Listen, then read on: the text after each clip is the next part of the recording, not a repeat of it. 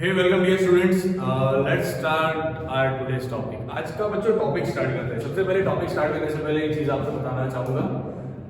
देखो, coordination compounds भी अब कंप्लीट होने जा रहा है।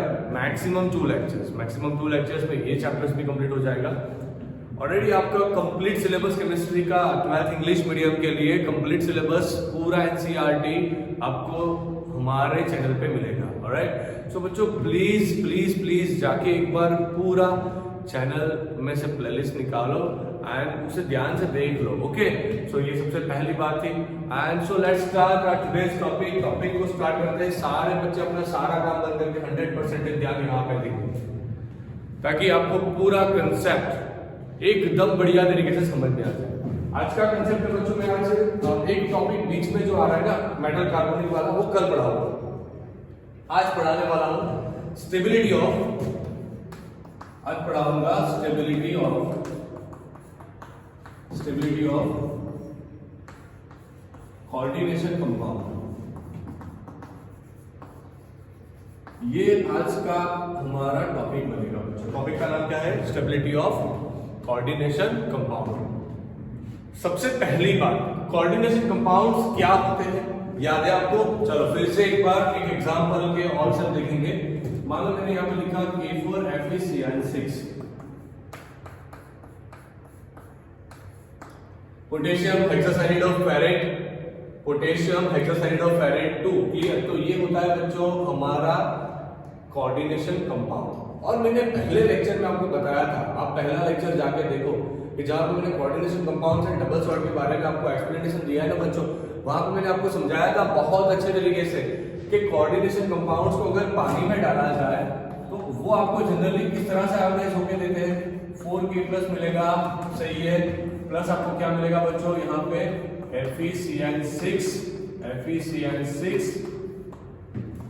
4- इस तरह से आयन मिलेगा। ये होता है common ionization in aqua solution. Clear? ये होता है कॉमन आयोनाइजेशन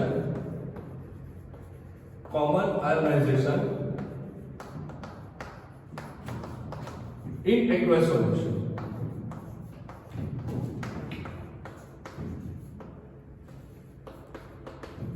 एक्वा सॉल्यूशन में जनरली इस तरह से आयोनाइजेशन होता है। पर एक बात जो मैंने आपको फर्स्ट सेशन में बताई थी, शायद आपने ध्यान में लिया कि नहीं लिया। अगर नहीं लिया तो एक बार जाके पहला सेशन निकाल के देखिए। वहां पे मैंने बताया था कि ये जो होता है कोऑर्डिनेशन एंटाइडी के बीच वाला, ये भी डिसोसिएट हो सकता है। क्या बोला मैंने? फिर से एक बार रिपीट कर रहा हूं कि ये जो होता है कोऑर्डिनेशन एंटाइडी के बीच वाला, वो भी डिसोसिएट हो सकता है। ध्यान से देखना यहां पे, ऐसा नहीं है कि ये कभी भी डिसोसिएट नहीं होगा। मतलब कि कोऑर्डिनेशन एंटाइटी वाले, मतलब कोऑर्डिनेशन एंटाइटी के अंदर दी गई चीज भी डिसोसिएट हो सकती है। ओके, मतलब मान लो कि अगर ये डिसोसिएट हुआ तो आपको यहाँ पे इसका कोऑर्डिनेशन नंबर निकालेंगे, -6 उस तरफ गया, +6 -4 2। तो यहाँ पे आपको मिलेगा बच्चों Fe2+ आयन, प्लस आपको मिलेगा 6Cn- आयन। ओके, इस तरह से यहाँ पे बच्चों इसका आयोनाइजेशन होगा अगर ये डिसोसिएट हुआ तो इसे अब बहुत अच्छे तरीके से समझना है। जनरली ये होता नहीं है, पर अगर ऐसा हुआ कि कोऑर्डिनेशन एंटाइटी के बीच दी गई चीज को डिसोसिएट होना पड़ा, तो आपको एक मेटल आयन मिलेगा, प्लस आपको एक लिगेंड मिलेगा। एक मतलब कि यहाँ पे जितने भी लिगेंड होंगे अकॉर्डिंग कोऑर्डिनेशन नंबर आपको लिगेंड मिलेंगे। दिमाग में जा रहा है बच्चों? समझ में आ रहा है ना? फिर से एक बार ध्यान से देखिए होता क्या है। यहाँ पे जो कोऑर्डिनेशन एंटिटी के बीच वाली चीज है ना, वहां से अगर डिसोसिएट हुआ तो ये जो डिसोसिएट हो रहा है वो किस पे डिपेंड करेगा? वो डिपेंड करेगा strength of metal ligand bond, strength of metal ligand bond. ये इस पर डिपेंड करता है बच्चों, strength of metal ligand bond, कि मेटल एंड लिगेंड के बीच में अगर बॉन्ड स्ट्रांग हुआ, if bond between metal and ligand,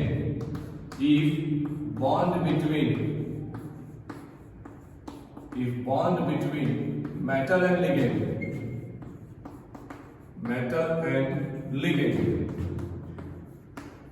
is strong. मान लीजिए कि मेटल एंड लिगेंड के बीच वाला जो बॉन्ड है, अगर वो बॉन्ड स्ट्रॉन्ग हुआ तो डिसोसिएट कम होगा, लेस डिसोसिएशन। तो डिसोसिएशन कैसा होगा बच्चों? बहुत ही कम डिसोसिएशन बनेगा। And if bond between metal and ligand is weak, अगर ये मेटल लिगेंड का बॉन्ड जो है वो वीक बना तो डिसोसिएशन हाई बनेगा, हाई डिसोसिएशन। अब मैंने एक चीज आपको बताई थी बच्चों कि अगर लेस डिसोसिएशन हो रहा है या फिर डिसोसिएशन नहीं हो रहा है तो उस टाइप के कॉम्प्लेक्सेस को हम लोग बच्चों क्या बोलते थे? Perfect complexes. Perfect complexes. And इस टाइप के कॉम्प्लेक्सेस को हम बच्चों बोलते थे इम्परफेक्ट कॉम्प्लेक्सेस। सही है। तो ये था बच्चों हमारा टॉपिक। आज का टॉपिक ये है कि जो मेटल होता है जो लिगेंड के साथ बॉन्डिंग करता है, जो कोऑर्डिनेशन एंटिटी के बीच वाली चीज है, अगर वो डिसोसिएट हो गया तो स्टेबिलिटी कम होगा। अगर वो डिसोसिएट लेस हो रहा है, यहां पे हाई डिसोसिएशन मतलब स्टेबिलिटी लो।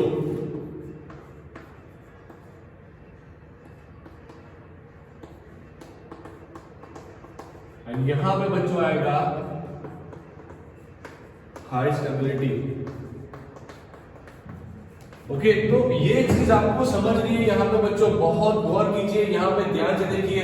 अगर मेटल लिगेंड के बीच का बॉन्ड जो हुआ, अगर वो बॉन्ड स्ट्रॉन्ग है तो डिसोसिएशन लेस बनेगा ना।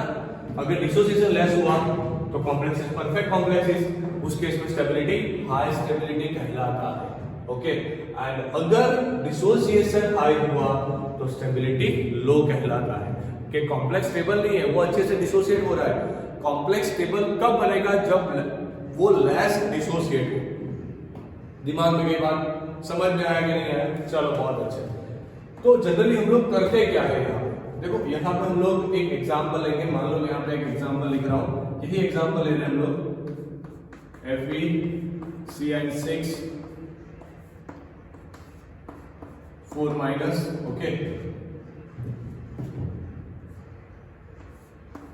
इसको आयोनाइज किया तो यहाँ पे आपको मिला बच्चों Fe2+। कैसे मिला मैंने बताया, 6 - 1, सो -6 उस तरफ गया, +6 +6 -4 +2, सो Fe+2 बना, प्लस आपको क्या मिला 6 मिले Cn-।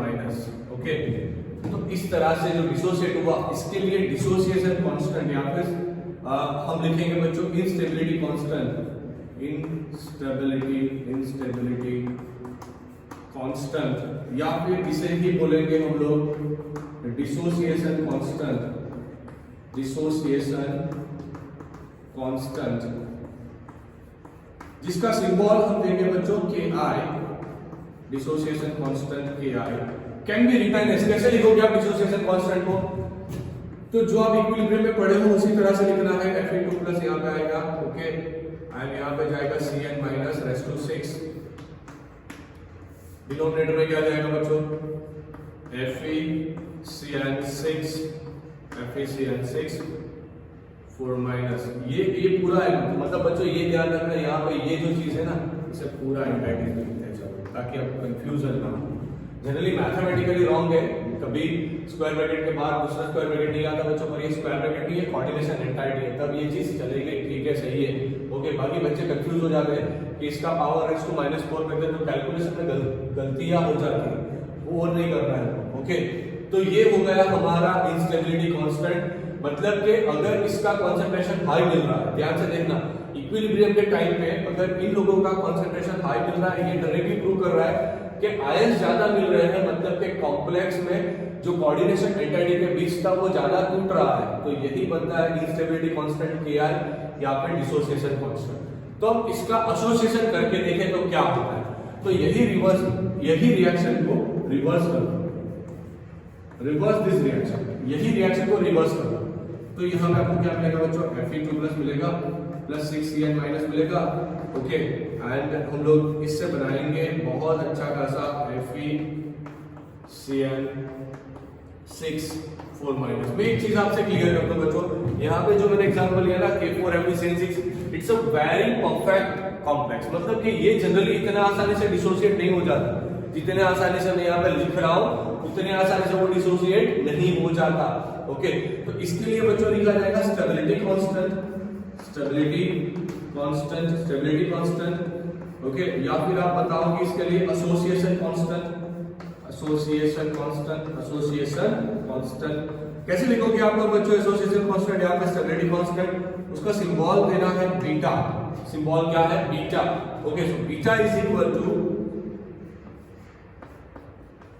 FeCN6 4 माइनस डिनोमिनेटर पे लिखेंगे हम लोग बच्चों Fe2 प्लस का कॉन्सेंट्रेशन Cn माइनस का कॉन्सेंट्रेशन रेज़ टू पावर 6। यहाँ पे ये चीज ध्यान रखना है, ये 4 माइनस इनका चार्ज शो करता है, नहीं कि उनका स्टोइकियोमेट्री। ओके, उनका स्टोइकियोमेट्री शो नहीं कर रहा। अगर स्टोइकियोमेट्री शो करता तो यहाँ पे हम बाहर उसे इंडिकेट करते, ये चार्ज शो करता है। यहाँ पे आप गलती मत करना है, क्योंकि जब भी न्यूमेरिकल सॉल्व करना होता है ना तब गलतियां हो जाती है। यहाँ पे अगर आप एनसीईआरटी का एक ही न्यूमेरिक देखोगे तो वहां पे कोई गलती की फोकस ही नहीं है, कोई चांस ही नहीं है, क्योंकि वो तो बहुत इजी दिया गया है। पर अगर आप जेई नीट के लिए सॉल्व कर रहे हो तो ये कैलकुलेशन में नहीं लेना है, वो ध्यान रखना। फिर से रिपीट कर रहा हूँ, यहाँ पे स्टार लगा रहा हूँ। Okay, done. तो ये आ गया हमारा स्टेबिलिटी कांस्टेंट, ये आ गया हमारा इंस्टेबिलिटी कांस्टेंट। इन दोनों के बीच का एक रिलेशन मैंने यहाँ पे निकाल के रखा है ऑलरेडी, जो होता है बच्चों beta is equal to 1/KI। यही रिलेशनशिप पे बच्चों आपको एनसीईआरटी से एक अच्छा खासा न्यूमेरिक मिलेगा। जैसे ही स्टेबिलिटी वाला कंसेप्ट कंप्लीट हो रहा है ना, वहां पे इंटेक्स में क्वेश्चन दिया है, वो आप इस फॉर्मूला से सॉल्व करना तो अच्छे से सॉल्व हो जाएगा। इसे हैशटैग लगा रहा हूं, यही फॉर्मूला यूज करना है और कुछ नहीं करना। आपको डिसोसिएशन फाइंड करना है, मतलब आपको KI फाइंड करना है। तो आपको जो वैल्यू दी गई है ना बच्चों, आपको जो वैल्यू दी गई है बुक में, वो बीटा की वैल्यू है स्टेबिलिटी कांस्टेंट की। तो 1 स्टेबिलिटी कांस्टेंट कर दो, आपको क्या मिलेगा? डिसोसिएशन कांस्टेंट मिलेगा। ओके, तो ये मैंने आपको बता दिया। ये आपका बच्चों होमवर्क है। तो एनसीईआरटी निकालिए, एनसीईआरटी से इंडेक्स का क्वेश्चन निकालिए, इंडेक्स का क्वेश्चन इस थीम पे सबसे पहले सॉल्व करो। ओके, उसके बाद थियरी को कंटिन्यू करो। चलो बच्चों आगे कंटिन्यू करते हैं। हम श्योर आप लोगों का आंसर आ गया। देखो बहुत इजी था ना, कुछ था ही नहीं उसमें। KI को डायरेक्टली डिनोमिनेटर में रख दिया तो आपको आंसर, बीटा को डिनोमिनेटर में रखा तो KI का आंसर मिल गया। टॉपिक बहुत इजी था। चलो ठीक है, इतने तक तो ठीक है, सारी चीजें समझ में आ गई। पर अगर आपको एक ही रिएक्शन डिफरेंट स्टेप्स में दी गई, एक ही रिएक्शन कॉम्प्लेक्स एक ही बन रहा है पर उसे डिफरेंट स्टेप्स में बनाया गया हो, तो आप उसके लिए डिसोसिएशन कांस्टेंट कैसे लिखोगे, वो बहुत इंपॉर्टेंट चीज है। तो चलो उसके बारे में डिस्कस करवा रहा हूं मैं थोड़ी बहुत। स्टार्ट कर रहे हैं बच्चों। उसके लिए सारे बच्चे यहाँ पे फोकस करेंगे, अपना 100% देंगे मुझे। आप मुझे अपना 100% दो, मैं आपको आपका 100% स्कोर ला के दूंगा। ओके, देखो यहाँ पे देखो ध्यान से क्या करना है। मान लो मैंने एक यहाँ पे सिंबल लिया मेटल का M। ओके, मुझे उसके साथ 4 लिगेंड लगाने थे, 4 लिगेंड। अगर 4 लिगेंड में लगा देता तो वो क्या बनता? ML4 तरह का एक कॉम्प्लेक्स बना था। फिर से एक बार क्या बना था? वो ML4 तरह का एक कॉम्प्लेक्स बना था। ठीक, चलो फिर से एक बार मेरे पास M क्या है बच्चों? M है मेटल। M क्या है? मेटल आया या फिर मेटल। ओके, L क्या है बच्चों? L है लिगेंड। मेटल के साथ 4 लिगेंड को मैंने कंबाइन किया, तब जाके क्या बना? ML4 तरह का एक कॉम्प्लेक्स बनता है। पर इतनी आसानी से कॉम्प्लेक्स नहीं। अगर इसके लिए आपने लिखना चाहा, अगर इसके लिए आपने लिखना चाहा तो आप बीटा कैसे लिखोगे?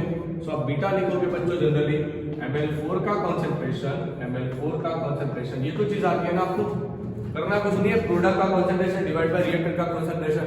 अगर वो नहीं समझ में आ रहा तो चैप्टर नंबर 7 इक्विलिब्रियम का ऑलरेडी मैंने वीडियोस बना के रखे हैं। तो इक्विलिब्रियम चैप्टर निकालो स्टैंडर्ड 11 से, वहां पे जाके एक बार प्रिपेयर करो। अगर आप जेई नीट के लिए प्रिपेयर कर रहे हो बच्चों तो I recommend please visit the playlist of 11th standard 2। उसको भी साथ में प्रैक्टिस करते रहो, तब जाके अच्छे से आपका टॉपिक्स क्लियर होते जाएंगे। सो ये बना ML4। नीचे लिखेंगे हम बच्चों M, उसके बाजू में लिखा जाएगा L, उसके ऊपर आएगा पावर रेज़ टू 4। ये होता है हमारा बीटा। बीटा माने के बच्चों स्टेबिलिटी कांस्टेंट। बीटा माने के स्टेबिलिटी कांस्टेंट। बीटा माने स्टेबिलिटी कांस्टेंट। तो इस तरह से बनता है हमारा स्टेबिलिटी कांस्टेंट। पर जनरली देखो होता क्या है, मैंने मेटल लिया, 4 लिगेंड को उसके साथ लगाना शुरू किया, पर ये इतने आसानी से नहीं होगा। पहले क्या होगा, यहाँ पे जनरली कोई भी रिएक्शन होती है वो पानी में की जाती है। तो मान लो ऐसा भी होगा कई बार कि आप रिएक्शन कर रहे हो तो लिगेंड एंड पानी भी एक लिगेंड है ना, वो दोनों के बीच में एक रेस शुरू हो जाती है कि कौन जाएगा मेटल के साथ बॉन्डिंग करने। सही है, उतना डिटेल में नहीं जाना, मैं फिर से रिपीट कर रहा हूं, आपको उतने डिटेल में नहीं जाना, पर यही रिएक्शन को मैं 3 स्टेप में लिखूंगा। पहले क्या किया, मेटल ने एक लिगेंड के साथ रिएक्शन लगाया, उसने बनाया बच्चों Ml2। उसके बाद उसने क्या किया, Ml2 जो बना था उसने रिएक्शन किया दूसरे लिगेंड के साथ, उसने बनाया बच्चों Ml3। यही Ml3 जो बना बच्चों, वही Ml3 ने क्या किया, दूसरे लिगेंड के साथ रिएक्शन लगाया, उसने बनाया Ml4। अब यही रिएक्शन 3 डिफरेंट स्टेप्स में हो रही है, तो इसके लिए बच्चों में लिखूंगा K1 कैसे लिखेंगे, K1 क्या है, stability constant. Clear, individual reaction के लिए स्टेबिलिटी कांस्टेंट लिखना है, तो K1 कैसे लिखोगे, Ml2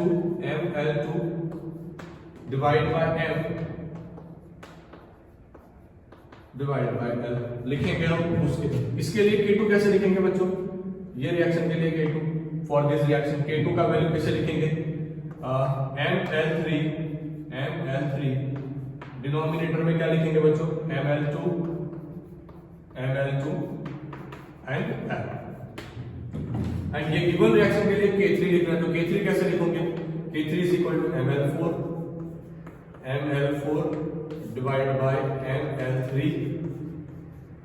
कभी कोई चीज रट्टा मत मारो, ध्यान से देखो क्या हो रहा है। मैंने 3 लिखा, अब मैं एक काम कर रहा हूं बच्चों, मैं क्या कर रहा हूं, देखो ध्यान से देखो क्या कर रहा हूं, बस सिर्फ देखते जाओ, कई सारे कंसेप्ट तो वहीं पर ही क्लियर हो जाएंगे। मैं कर रहा हूं बच्चों K1 multiplied with K2 multiplied with K3, ये चीज मैं करने जा रहा हूं। K1 का वैल्यू क्या है, Ml2 है, डिवाइड बाय क्या बनेगा, Ml बनेगा, सही है ना। मल्टीप्लाइड में क्या जाएगा बच्चों, Ml3 जाएगा, उसके डिवाइड में क्या जाएगा, Ml2 जाएगा, उसके मल्टीप्लिकेशन में जाएगा L, उसके मल्टीप्लिकेशन में क्या आएगा बच्चों, Ml4 आएगा, डिवाइड में क्या जाएगा बच्चों, Ml3 जाएगा, उसके मल्टीप्लिकेशन में क्या जाएगा बच्चों, L जाएगा। ओके, अब जो जो कट हो रहा है ना उसे निकालो, ये गया ये गया ये गया ये गया, क्या क्या बचा, जो बचा उसे लिखो, क्या बचा, तो ऊपर बचा बच्चों Ml4, ऊपर बचा बच्चों Ml4, नीचे क्या बचा मेरे दोस्तों, तो मेटल बचा एंड लिगेंड जो बचा, लिगेंड कितना बचा, 1 2 एंड 3 बचा। ओके, 1 2 एंड 3 बचा, 3 कैसे बचा, सही है, चलो Ml3। कहीं कुछ गलत हुआ, K1 में पहले M था उसके साथ L आया तो Ml2 बना, चलो सही है, Ml2 बना, Ml2 से Ml3 बना, सही है, Ml3 बना। ओके, Ml3 जो था उसके साथ L का रिएक्शन, ओके पहले Ml2 Ml बनेगा ना, देखो यहां से गलती हुई बच्चों, यहां से गलती हुई, M का L के साथ रिएक्शन हुआ तो सबसे पहले Ml बनेगा, उसके बाद Ml का L के साथ रिएक्शन बना तो वो Ml2 बनेगा, Ml2 का रिएक्शन बना L के साथ तो वो Ml3 बनेगा। ओके, देखो देखो देखो, ये आपको नहीं करना, Ml3 का रिएक्शन बनेगा L के साथ, तब जाके बनेगा Ml4। कुछ करना नहीं है, देखो बाकी सब सही है, यहाँ पे थोड़ा चेंज करेंगे। इसके लिए स्टेबिलिटी कांस्टेंट में लिखेंगे K1, सो Ml, Ml2 नहीं आएगा, यहाँ पे Ml लिखेंगे हम डायरेक्टली, चलो लिखा Ml वैसे का वैसा रहेगा, यहाँ पे क्या चेंज बनेगा, K2 आया, यहाँ पे आएगा Ml2, चलो Ml2 लिख दिया, सही है।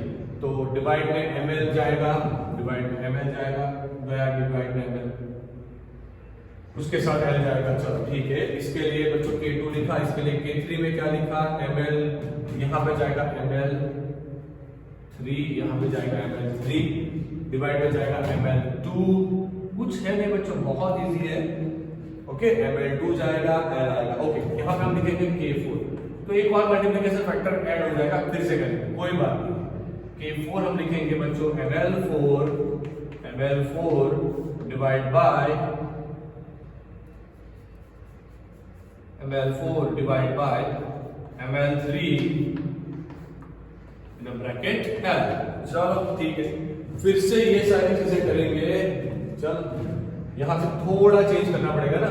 हाँ, ये आएगा सबसे पहले ml से थोड़ा क्लीन करना पड़ेगा। अब इसे मत कंसीडर करो, ये जो लिखा है उसे मत कंसीडर करो, मैं फिर से वो सारी चीजें आपको बता दूंगा।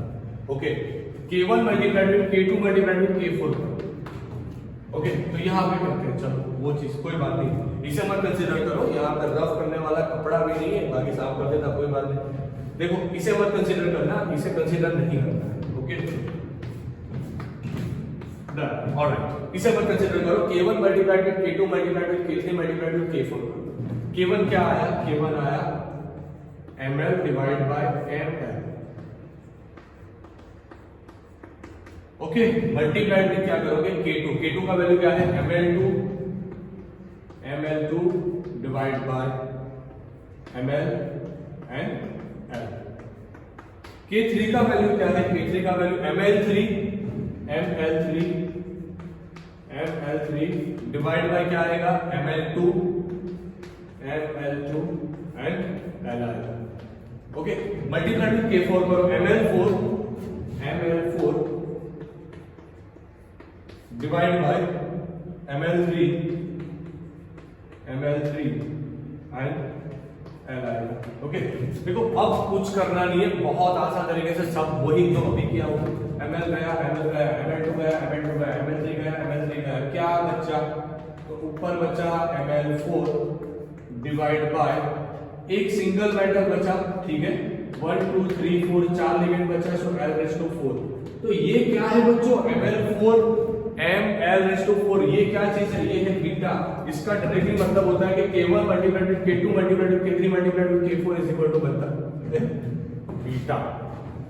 ये बनता है बीटा, जो मैं आपको बताना चाह रहा था, जो आपको मैं प्रूव करके दिखाना चाह रहा था। अगर आप बुक निकाल के देखोगे तो बुक में ऐसा कुछ नहीं दिया, डायरेक्टली बताया गया कि K1 multiplied with K2 multiplied with K3 करो तो आपको डायरेक्टली बीटा मिलेगा।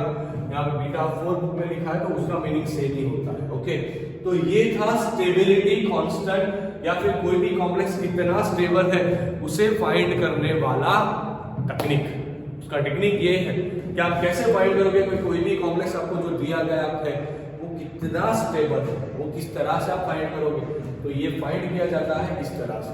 ओके, अब एक सिंगल रूल बच्चों है, कई बार होता क्या है, मेटल एंड लिगेंड के बीच का बॉन्ड स्ट्रॉन्ग कितना बनेगा वो किस पे डिपेंड करेगा?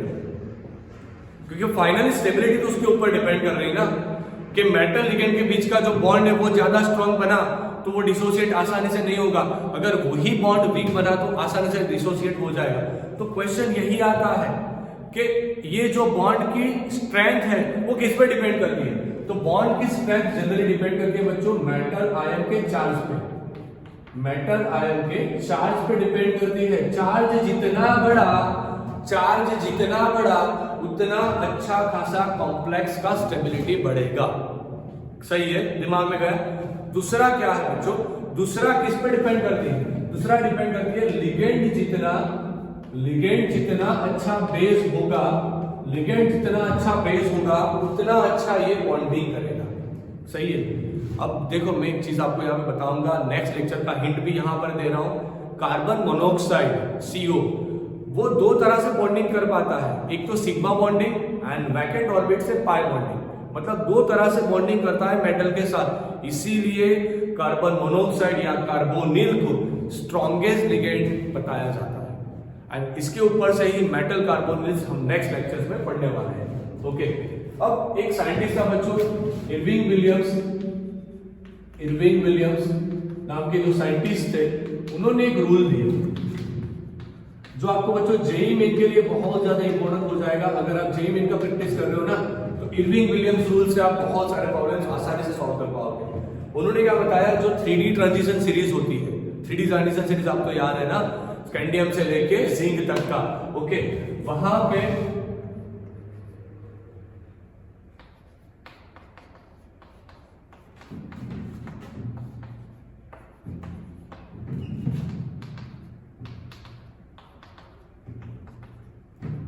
ये जो मैंने डाइवैलेंस बताए इनकी स्टेबिलिटी इन ऑर्डर में होती है इन रिस्पेक्ट विद लिगेंड्स। क्या मतलब होता है इरविंग विलियम रूल का? ये आपके बुक में नहीं दिया गया बच्चों, आप चाहो तो जेईई नीट के लिए इसे प्रैक्टिस कर सकते हो। यहां पे बताया ऐसा जाता है इरविंग विलियम रूल में कि manganese, ferrous, cobalt, nickel, copper and zinc का जो डाइवेलेंट आयंस बनते हैं ना, with respect to any ligand, आप कोई भी लिगेंड ले लो, स्टेबिलिटी इनके इसी ऑर्डर में रहती है। मान लो जैसे कि एग्जांपल दे रहा हूं मैं, जिंक का साइनाइड के साथ कोई कॉम्प्लेक्स बनाया, जिंक का साइनाइड के साथ कोई कॉम्प्लेक्स बनाया, वो कॉम्प्लेक्स में जिंक का ऑक्सीडेशन नंबर +2 निकल के आ रहा है। वही साइनाइड के साथ मैंने दूसरा कॉम्प्लेक्स बनाया कॉपर के साथ, वही साइनाइड लिगेंड को लेके मेटल चेंज कर दिया, कॉपर के साथ बनाया, कॉपर का ऑक्सीडेशन स्टेट +2 निकल रहा है। अब आपको पूछा जाए कि किसके लिए स्टेबिलिटी ज्यादा, तो जिंक वाले के लिए स्टेबिलिटी ज्यादा। इससे आप बहुत सारे एमसीक्यू बच्चों सॉल्व कर पाओगे, बहुत सारे MCQ. Okay, so I am sure my dear students, आपको बहुत बढ़िया तरीके से पूरा कंसेप्ट समझ में आया होगा। एक और चीज यहाँ पे आपको डिस्कस करनी है मुझे, कॉम्प्लेक्स का स्टेबिलिटी ना बच्चों वो किलेटिंग से बढ़ता है। जहां पे रिंग कॉम्प्लेक्स बनते हो, मतलब जब बाइडेंटेड आता है, जब रिंग फॉर्मेशन होती है, किलेटिंग से कॉम्प्लेक्स का स्टेबिलिटी बढ़ता है। तो ये चीजें छोटी छोटी चीजें आप याद रखना, ध्यान रखना। बुक निकाल के देखोगे तो ये वाला एग्जांपल नहीं मिलेगा, वहां पे cobalt and ammonia as a ligand लेके वहां पे एक एग्जांपल दिया गया है। आप कोई भी ले लो, उससे कोई फर्क नहीं पड़ता, कंसेप्ट तो यही रहता है। ओके, एंड ये नहीं लिखना, ये मेरा गलती हो गया, आप गलती मत करना। Okay, so I am sure बच्चों आपको आज का कंसेप्ट बहुत अच्छे तरीके से समझ में आया होगा। एंड प्लीज अगर समझ में आया ना तो प्लीज लाइक लगाना, and don't forget to share this video, comment this video. Okay, bye bye and thank you for watching this video.